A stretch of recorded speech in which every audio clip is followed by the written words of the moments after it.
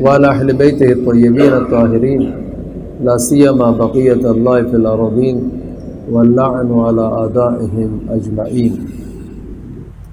أما بعد فقد قال الله سبحانه في محكم كتابه الكريم أعوذ بالله من الشيطان الرجيم بسم الله الرحمن الرحيم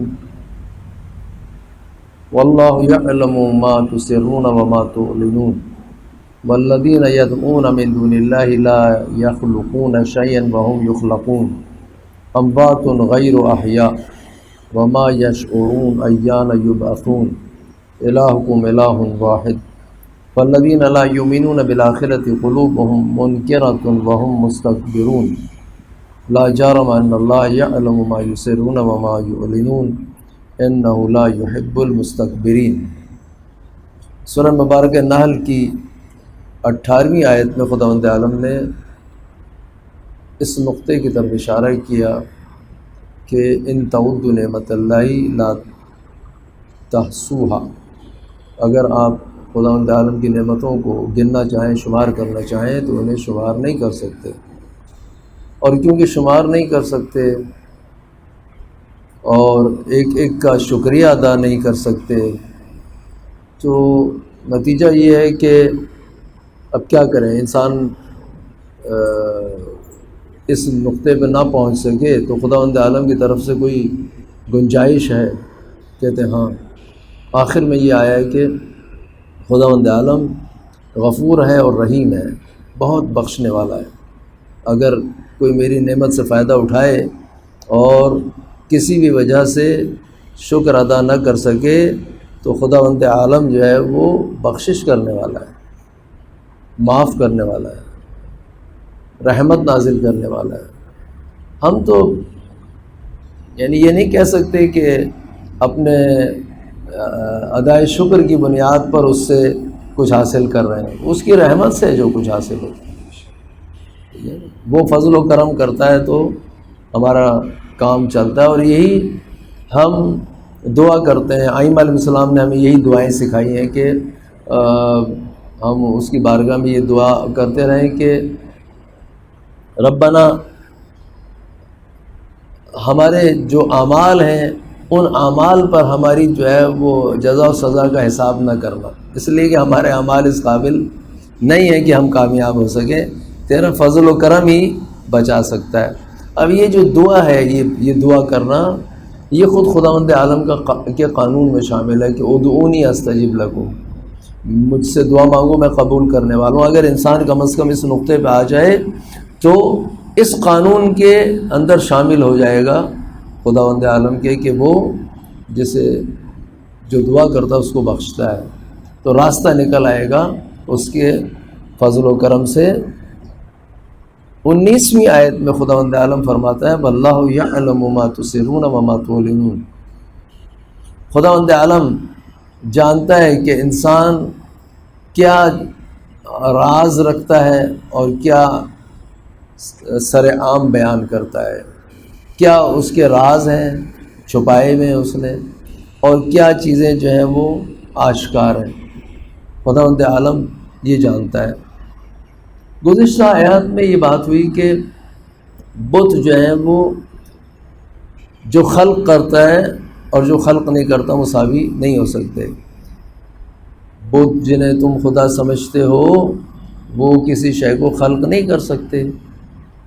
تو ایسی ہستی کو جو خود مخلوق ہے، خلق ہونے کے لیے اس کو انسان اپنے ہاتھوں سے تراشتا ہے، وہ اس قابل کیسے ہو کہ اس کی پرستش کی جائے. اب نہ وہ خالق ہے، نہ وہ خلق کرنے کی صلاحیت رکھتا ہے. ٹھیک ہے، خلق کرنے کی صلاحیت خداوند متعال رکھتا ہے، نعمتیں دینے والا خداوند متعال ہے. بت جو ہے وہ نہ نعمتیں دے سکتے ہیں، نہ حتیٰ خود ان کا وجود جو ہے وہ بت تراشنے والے کی مرہون منت ہے، وہ اس قابل ہی نہیں ہے. یہ توجہ طلب چیزیں ہیں کہ انسان ایسی ہستی سے لو لگائے کہ جو اس کے مسئلے کو حل کرتی ہے، ٹھیک ہے، نہ ایسی چیزوں سے کہ جو کوئی ضرر و نفع انسان کے وجود میں رکھتی ہوں، کوئی ضرر و نفع نہیں رکھتی یہ چیزیں، لہذا ان کی طرف نہ جائے۔ حقیقی خدا کیا ہے؟ خالق ہے، نعمتیں دینے والا ہے۔ اور کیسا ہے وہ آپ کی ہر چھپی ہوئی چیز کو جانتا ہے، آپ کی ہر آشکارا شے کو جانتا ہے، عالم ہے، خالق ہے، منعم ہے، نعمت دینے والا ہے۔ تیسری صفت کیا ہو گئی؟ عالم ہے، ٹھیک ہے، خالق ہے، نعمت دینے والا ہے، 2 3 عالم ہے۔ واللہ یعلم، خدا جانتا ہے کہ آپ کیا چھپاتے ہیں، آپ کے دل میں کیا ہے۔ آپ نیت بھی کریں گے تو وہ جانتا ہے کہ آپ نے کیا نیت کی ہے۔ لہذا روایات میں آیا ہے کہ انسان ہمیشہ اچھی نیت کرے، اچھی نیت رکھے، دوسروں کے بارے میں ہمیشہ اچھا سوچے۔ خداوند عالم نیت پر بھی اجر دیتا ہے، انما الاعمال بالنیات، نیت المؤمن خیر من العمل، مومن کی نیت اس کے عمل سے بہتر ہے۔ اگر وہ اچھی نیت رکھے گا، میں کم از کم مثلا کسی کی حاجت روائی نہیں کر سکتا، خود محتاج ہوں، ٹھیک ہے، لیکن اس کے لیے اچھی نیت رکھوں۔ اگر کسی نے سوال کر لیا، کم از کم اس کے لیے اچھی نیت رکھوں۔ کوئی حتیٰ میرا دشمن ہے ظاہری طور پر، ٹھیک ہے، میں اس کے لیے اچھی نیت رکھوں کہ خداوند عالم اسے ہدایت دے، اسے جو ہے وہ اس گمراہی سے نکالے جو یہ کرتا ہے۔ اگر کسی گمراہی کی بنیاد پر اس سے دوری ہو گئی ہے تو انسان جو ہے وہ میرا دل چاہتا ہے کہ پورے کراچی میں راشن تقسیم کروں، ہر غریب تک پہنچاؤں، میری نیت ہے۔ حقیقتاً نہیں پہنچا سکتا، الگ بات، پریکٹیکل چاہے 4 آدمی کو دے سکا، لیکن میری نیت تو ہے نا۔ ان نیت کے اندر نفاق ہے تو وہ جانتا ہے، اگر میری نیت میں نفاق ہے وہ جانتا ہے، وہ پکڑ لے گا اس کو کہ تم نے صادقانہ نیت کی تھی یا اس میں بھی کوئی ریب پوشیدہ تھا، شک تھا، وہ تو پکڑ لے گا۔ تو انسان جو ہے وہ ایک ایسے خداوند کریم کے سامنے حاضر و ناظر ہے، جو انسان تلقین کرے اپنے نفس کو، اپنے آپ کو تو دھوکہ نہ دینا، زبان سے کچھ کہے دل میں کچھ اور ہو۔ دوسروں کو دھوکہ دینے سے پہلے انسان اپنے آپ کو دھوکہ دیتا ہے، اپنے نفس کو دھوکہ دیتا ہے۔ میں اگر کسی کو دھوکہ دے دوں گا، پہلے خود اپنی فطرت کے خلاف کام کروں گا، فطرت کو دھوکہ دوں گا، فطرت کو آمادہ کروں گا کہ وہ ایک غلط کام کرے، پھر دوسرے کی نسبت سے انجام پائے گا۔ انسان حسد کرتا ہے پہلے اپنے آپ سے، یعنی اپنے نفس کے ساتھ برائی کرتا ہے، پھر دوسرے کے ساتھ برائی کرتا ہے۔ جب حسد کرے گا اس کا مقام گر گیا نا، اس کا مقام پستی کی طرف چلا گیا، یہ دشمنی ہے اپنے آپ سے۔ کسی نے جناب ابیذر سے یہ سوال کیا کہ مجھے کچھ نصیحت کرے۔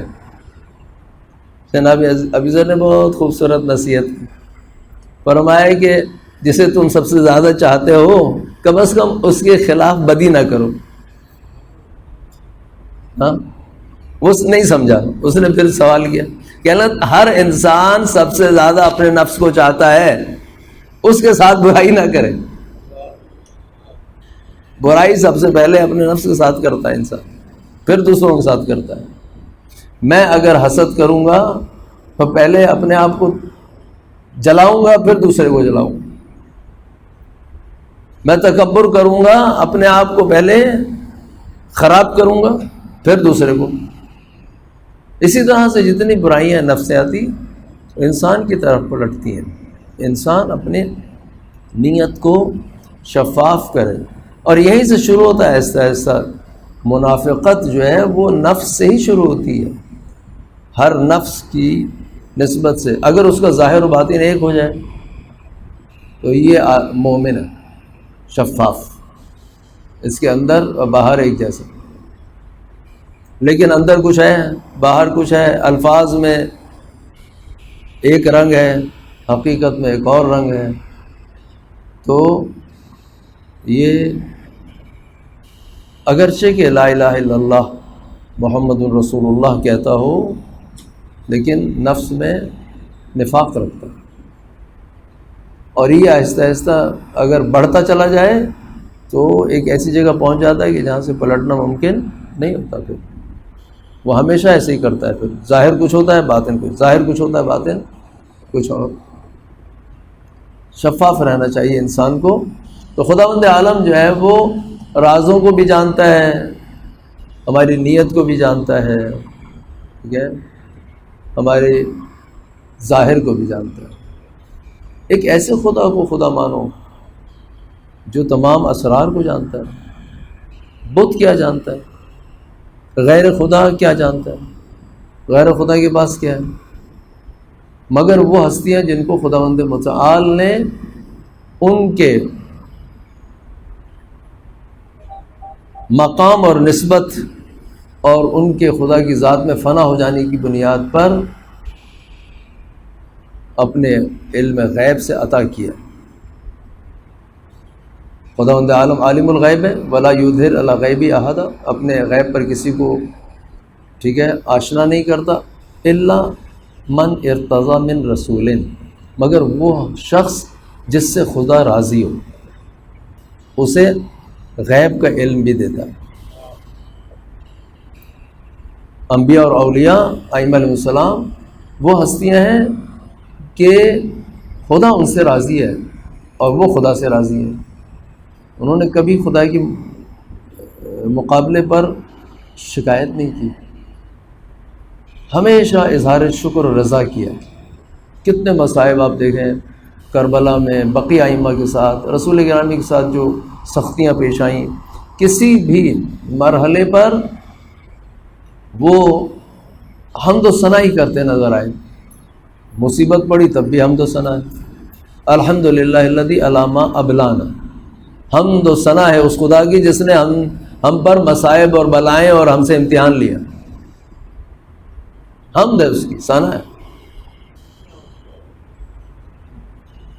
یہ دنیا ہے ہی دار بلا، یہاں بھیجا ہے خدا نے امتحان کے لیے.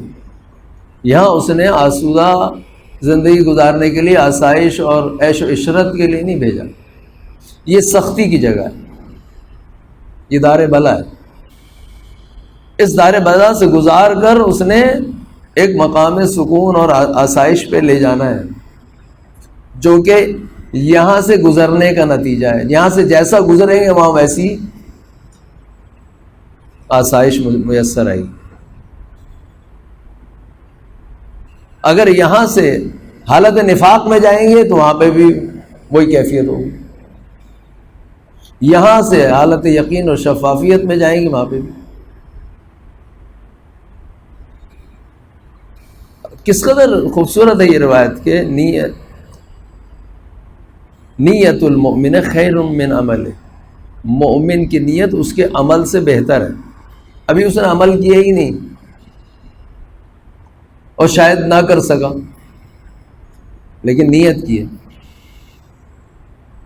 تو انسان کے پاس کوئی بھی شخص آتا ہے محتاج، سوال کرتا ہے، اگر اس کی نیت ہے کہ میں اس کی مدد کروں، ٹھیک ہے، نہ کر سکا اور بات ہے. اگر اس کی نیت ہے واقعاً خداوند عالم اس کو ثواب دے گا. خداوند عالم کے نزدیک جو ہے وہ کسی کو عطا کرنے میں بخل نہیں ہے. وہ اسی طرح سے برعکس بہت سارے لوگ ہیں کہ جو بہت ظلم و بربریت اور بہت تکبر اور دنیا پر تسلط اور ہر چیز کو گرفت میں لینا چاہتے ہیں، لے ہی نہیں پاتے بیچارے. لیکن ان کے ہاں دل میں گنجائش ہے، چاہت ہے کہ وہ بھی حجاج بن جائے، وہ بھی یزید بن جائے، وہ بھی جو ہے وہ صدام بن جائے. کوشش ہے ان کی، بن نہیں پاتے. ایسا شخص جو ہے صدامی کے ساتھ معشور ہوگا، اس لیے کہ قلبی اعتبار سے اسی کی سطح پہ کھڑا ہے، دل کے اعتبار سے، نیت کے اعتبار سے انہی کے ساتھ ہوگا، انہی کے ساتھ معشور ہوگا. کر نہیں سکا یہ دنیا میں ایک الگ بات ہے، چاہتا بہت تھا کرے، لیکن ابھی جو آپ کے سامنے داعشی انہوں نے کیا کارنامے کیے ہیں، یہ چاہتے تھے ان کا بس چلتا تو یہ تو تمام اہل کربلا کو اور نجف کو اور سامرہ کو اور بغداد کو اور کاظمین کو سب کو تہہ تیغ کر دے، بس نہیں چلا ان کا، چاہتے تو تھے جس طرح سے انہوں نے ظلم و بربریت کی، تو یہ سب انہی کے ساتھ معشور ہوں گے۔ بس ایک ایسی ہستی کو خدا بناؤ جو تمام رازوں کو جانتی ہے، انہی رازوں کے اوپر تو جزا و سزا ہے، بت تو کوئی جزا و سزا نہیں دے سکتے، ان کو تو کچھ پتہ ہی نہیں، یہ خدا ہے جو دے گا۔ والذین یدعون من دون اللہ لا یخلقون شیئا وهم یخلقون، اور جو لوگ خدا کے علاوہ کسی اور کو پکارتے ہیں تو وہ کوئی شے خلق نہیں کر سکتے، بلکہ وہ خود مخلوق ہے، بت خود مخلوق ہے، خود انہیں تراشا جاتا ہے، وہ اس قابل نہیں ہے۔ تو ایسے بتوں کو انسان نہ پکارے جو خود کچھ نہیں کر سکتے خدا کے علاوہ۔ خداوند متعال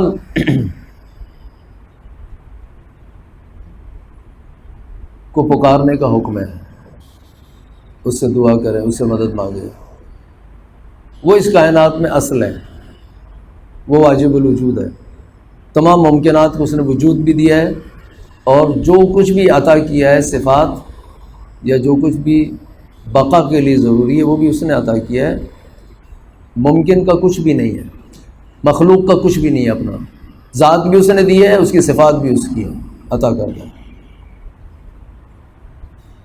یہ اور بات ہے کہ بعض مخلوقات کو خود خداوند متعال نے احترام دیا ہے، انہیں ڈیوٹی دی ہے، انہیں کہا ہے کہ یہ کام آپ نے کرنا ہے، خدا کی طرف سے کرنا ہے، ان کا اپنا کچھ نہیں ہے۔ قرآن کریم فرماتا ہے بل مدبرات امرا، اور خداوند عالم کی طرف سے کائنات کو مینیج کرنے کے لیے بہت سارے مدبرات ہیں، مدبرات یعنی دنیا چلانے والے، مینیج کرنے والے، ٹھیک ہے، امور کو چلانے والے خدا نے معین کیے ہوئے ہیں۔ اب اگر خداوند عالم نے کسی کو معین کیا ہے، کسی نبی کو معین کیا ہے، کسی ولی کو معین کیا ہے، آصف برقیہ کو معین کیا ہے کہ وہ عدن سے جو ہے وہ بلقیس کا تخت لے آئے پلک جھپکنے سے پہلے، اور اسی طرح سے ائمہ علیہ السلام کو صلاحیت دی ہے کہ وہ حاجت روائی کر سکیں، تو وہ یہ کہنا کہ وہ غیر خدا ہے نہیں، وہ خدا کی طرف سے مأمور ہے، وہ خدا کے نمائندے ہیں، وہ خدا کا لشکر ہے۔ تو خدا کا لشکر اگر کوئی امر انجام دیتا ہے تو اس کی نسبت خدا سے ہے، وہ در حقیقت خدا کی طرف سے کام انجام دے رہے ہیں، اپنی طرف سے ان کے پاس کچھ ہے ہی نہیں دینے کے لیے۔ وما رمیت اذ رمیت ولکن اللہ رمی، اے حبیب جب آپ تیر پھینکتے ہیں، آپ تیر نہیں پھینکتے، خدا تیر پھینکتا ہے۔ تو نبی کا ہاتھ کیا ہو گیا؟ خدا کا ہاتھ ہو گیا۔ اسی طرح سے جو وجہ الہی ہیں، جو ید الہی ہیں، جو عین الہی ہیں، وہ ان کی آنکھیں، ان کے کان، ان کی زبان، ان کی ہاتھ، ان کے پیر جو کام کرتے ہیں، وہ ذات الہ میں فنا شدہ ہستیاں ہیں، وہ خدا کی طرف نسبت پاتے ہیں۔ تو اس آیت سے کوئی یہ استدلال نہ کرے کہ یہ جو ہستیاں ہیں یہ بھی خارج ہیں، ان سے بھی اگر کوئی استعانت طلب کرتا ہے، مدد مانگتا ہے، تو وہ خلاف قرآن ہے، یہ خلاف قرآن کریم نہیں ہے، یہ عین قرآن کریم ہے۔ خداوند متعال نے قرآن کریم میں ان امور کو بیان کیا ہے کہ وہ علم غیب بھی دیتا ہے اپنے خالص بندوں کو، اور انہیں مختلف کاموں پر جو ہے وہ اس نے لگایا ہوا ہے، مامور کیا ہوا ہے، ذمہ داری دی ہوئی ہے، اور وہ اس ذمہ داری کو ادا کرتے ہیں خدا کی طرف سے، اپنی طرف سے ایک کام بھی نہیں کرتے ہیں وہ۔ وہ کوئی عمل خدا کی مشیت کے خلاف یا اس کے رضا کے خلاف نہیں کرتے، عین رضا عمل انجام دیتے۔ یہ جو غیر خدا ہے بت اموات غیر احیاء، یہ مردہ ہیں، یہ زندہ نہیں ہے۔ جو زندہ ہی نہیں ہے، حی ہی نہیں ہے، حیات ہی نہیں رکھتا، ٹھیک ہے، اس کو کیوں پوچھتے ہو؟ وہ اس قابل ہی نہیں ہے، آپ کو حیات نہیں دے سکتا، مخلوق کو حیات نہیں دے سکتا، جو اس کو پوچھتے ہیں ان کو ہی کچھ نہیں دے سکتا، تو پھر کیوں پوچھتے ہو؟ اس کو دفاع بھی نہیں کر سکتا اپنا۔ قرآن کریم میں حضرت ابراہیم نے جب بتوں کو توڑا تو وہاں کی قوم جو بت پرست تھی، انہوں نے کہا حضرت ابراہیم نے توڑا ہے، تو سب نے کہا کہ حضرت ابراہیم کو لے کے آؤ، ان سے سوال کریں گے۔ ان کو اس بت خانے میں لایا گیا کہ یہ جو بت توڑے ہیں کس نے توڑے ہیں؟ تو آپ نے فرمایا کہ فَاسْأَلُوهُمْ إِنْ كَانُوا يَنْطِقُونَ، انہی بتوں سے پوچھو جن کو تم پوچھتے ہو، ان سے پوچھو اگر یہ جواب دے سکتے ہیں۔ یہ جواب تک تو دے نہیں سکتے، تمہیں شرم نہیں آتی ان کی پوچھا کرتے؟ ہاں، یہ اپنا دفاع بھی نہیں کر سکے، ان کے لیے خدائی کا دعویٰ کرتے ہو تم۔ ان کو کسی نے توڑ دیا، بچا لیتے اپنے آپ کو، کچھ تو دفاع کرتے، کچھ بھی دفاع نہیں کر سکے۔ یہاں سے ایک نقطہ سمجھ میں آنا چاہیے، وہ یہ ہے کہ بت ہو یا کوئی بھی غیر خدا، اس کو الہ تصور کر کر اگر اس سے کوئی چیز طلب کی جائے یا اس کی پرستش کی جائے یا اس سے مانگا جائے، یہ شرک ہے قطعاً۔ اگر کسی نبی یا ولی سے یا کسی بت سے یا کسی بھی شے سے، کسی عام انسان سے، زید، ٹھیک ہے، بہت سارے علماء یہ کہتے ہیں، ہمارے برادران کے مسلک کے لوگ، کہ جناب اگر ایک آدمی زندہ کھڑا ہوا ہے زید، اس سے کہیں یا زید پانی پلا دو تو اس میں کوئی حرج نہیں، یہ شرک نہیں ہے، اس لیے کہ وہ زندہ ہے، آپ کو پلا سکتا ہے، وہ سبب ہے، اٹھا کے لائے گا، اور دنیا سبب و اسباب پر چل رہی ہے، لہذا اس نے سبب انجام دیا پانی لانے کا، آپ نے پی لیا۔ یہی زید اگر مر جائے، ٹھیک ہے، تو اس سے اگر کہیں گے یا زید پانی پلا دو، یہ شرک ہے، یہ شرک در استعانت ہے، مدد طلب کرنے میں شرک ہے، کہ وہ یہ نہیں کر سکتا، آپ اب مرنے کے بعد اس کو وہ نسبت دے رہے ہیں جو حقیقی خدا کو حاصل ہے، لہذا شرک ہے۔ مسئلہ مرنے اور جینے کا نہیں ہے، مسئلہ سوال کرنے والے کی نیت کا ہے کہ وہ کس نیت سے مانگتا ہے۔ اگر وہ زندہ سے بھی اس نیت سے مانگے کہ اسے میں الہ سمجھتا ہوں، یہ بھی شرک ہے۔ زید سے بھی مانگے جو زندہ ہے، اسے کہ میں اس کو، اگر نیت اس کی یہ ہو کہ یہ الہ ہے، اس حقیقی الہ کے علاوہ یہ الہ ہے، رب ہے، اس سے طلب کرے، یہ بھی شرک ہے۔ تو موت اور حیات دخالت نہیں رکھتی توحید و شرک کے اندر، انسان کی نیت دخالت رکھتی، وہ کس نیت سے مانگتا ہے۔ وہ غیر خدا کو مقام الوہیت پہ رکھ کر مانگے، چاہے وہ زندہ ہو یا مردہ، شرک ہے۔ اور اگر وہ مقام الوہیت پہ نہیں رکھتا، وہ کہتا ہے کہ امیر المومنین خدا کے بندے ہیں، خدا کی الوہیت میں شریک نہیں ہے، لیکن خداوند عالم نے انہیں یہ مقام عطا کیا ہے کہ یہ حاجت روائی کر سکتے ہیں، اور وہ کرتے ہیں، اس لیے ان سے اگر طلب کرتا ہے تو وہ کیونکہ اپنی طرف سے کچھ کرتے ہی نہیں ہیں، خداوند عالم کے حکم پر ہر عمل انجام دیتے ہیں، تو وہ اگر کچھ عطا بھی کرتے ہیں تو در حقیقت خدا عطا کرتا ہے، وہ اپنی طرف سے کچھ کرتے۔ لہذا آپ کہیں یا حسین یا صاحب الزمان ادرکنی، وہ اپنی طرف سے کچھ دیتے ہی نہیں ہیں، وہ ادھر سے ہی دیتے ہیں۔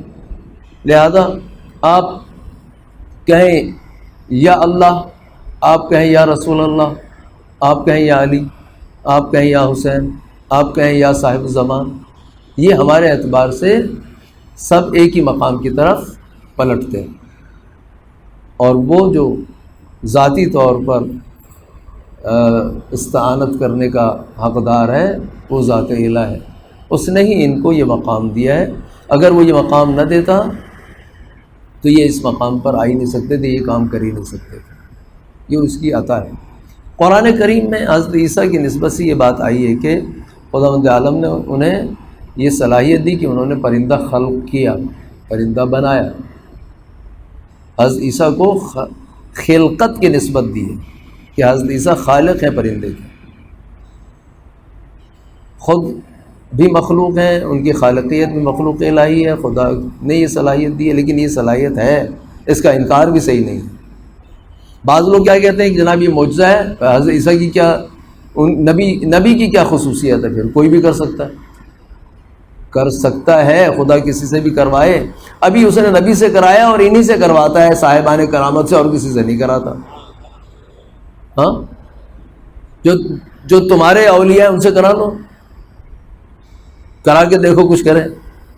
ہاں، امیر المومنین کے تو روزے میں ہر شب و روز ایسا ہوتا ہے، ہاں، ہزاروں لوگ آتے ہیں اور اپنی مرادیں لے کے جاتے ہیں، ٹھیک ہے۔ تو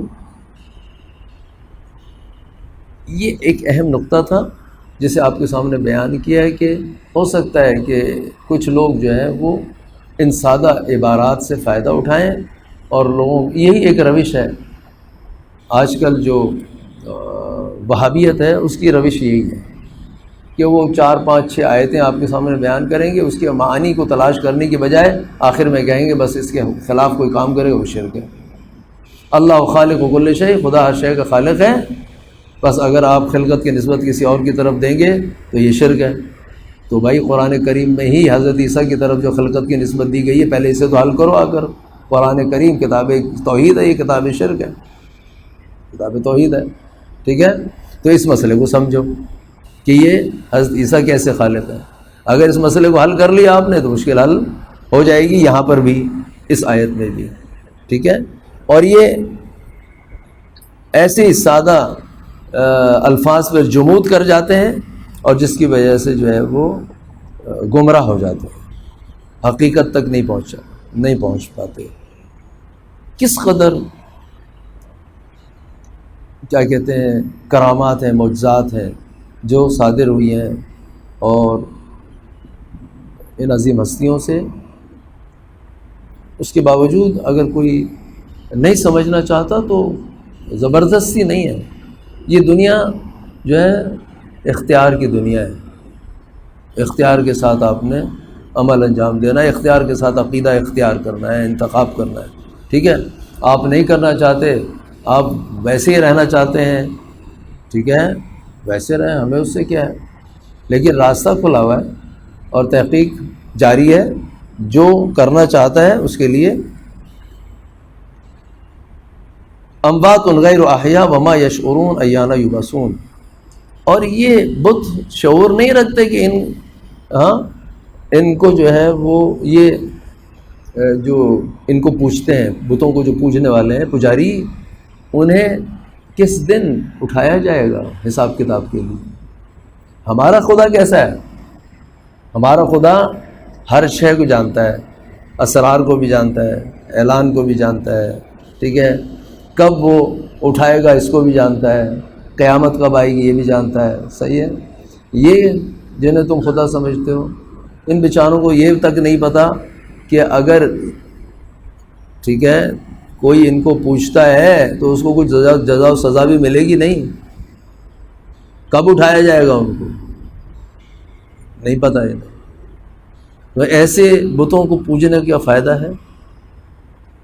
جناب ابیذر جو ہے وہ